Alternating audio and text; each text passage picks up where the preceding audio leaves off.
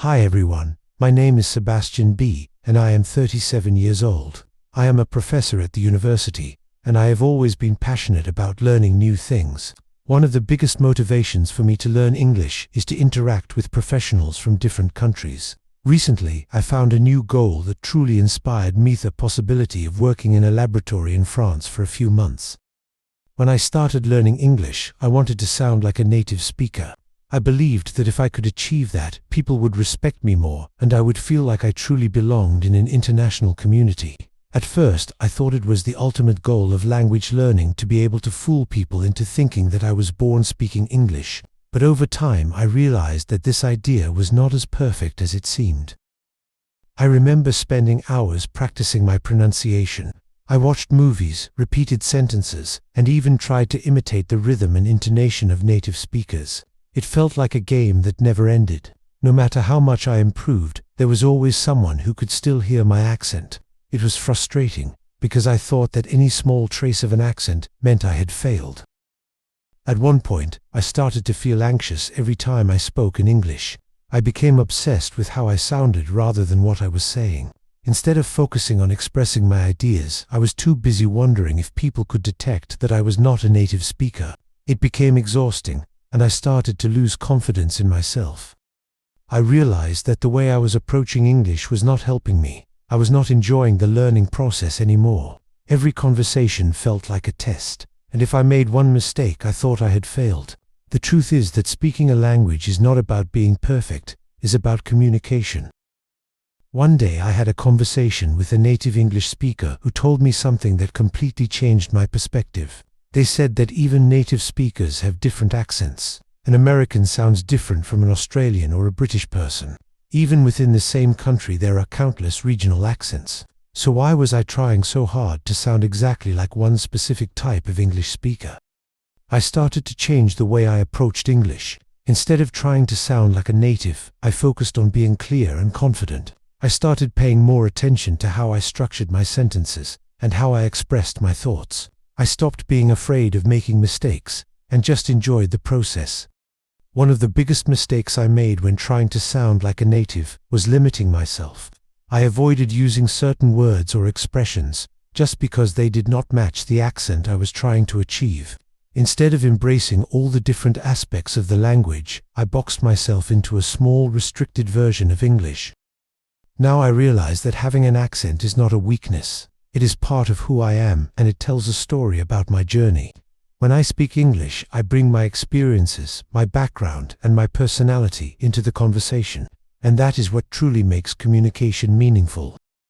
I remember once meeting a couple who were learning English. Their grammar was far from perfect. Their pronunciation was not always clear, but none of that mattered because they had a passion for sharing their stories.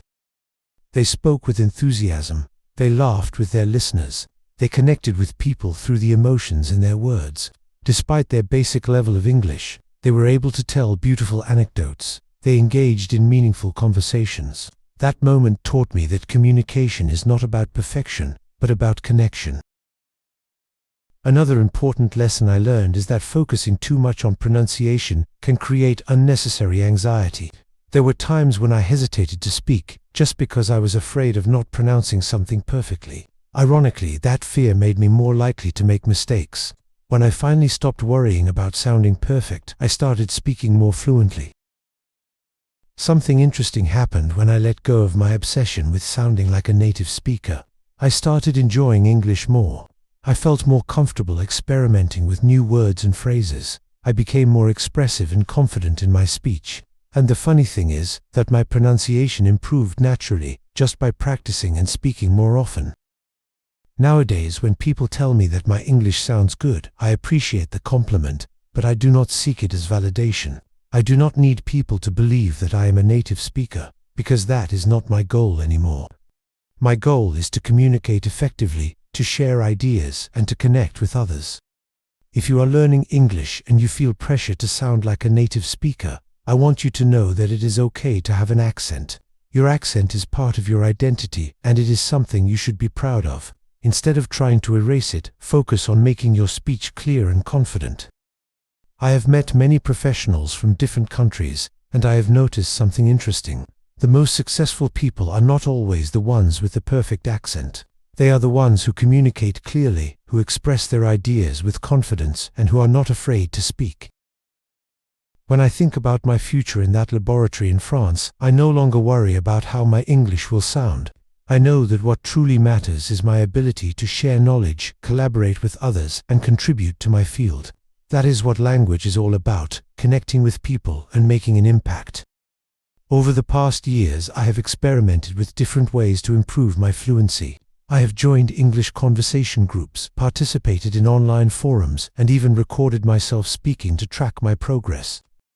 Each method helped me in different ways and gave me the opportunity to practice and grow.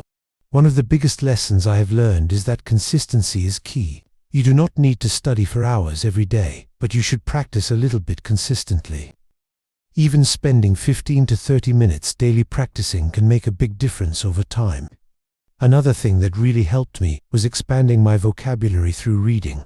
By exposing myself to different types of content, including books, articles, and research papers, I was able to learn new expressions and phrases that made my speech more natural. I also took notes and practiced using those new words in conversations.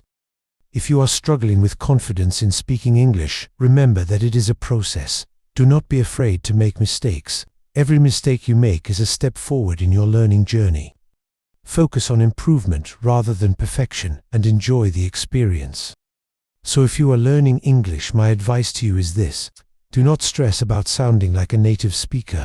Focus on being yourself, focus on communicating clearly, and focus on enjoying the process. The more you speak, the more confident you will become. And in the end, confidence is what truly makes a great speaker. Thank you for watching and for joining me on this journey. Keep practicing, keep learning, and most importantly, keep enjoying the process of language learning.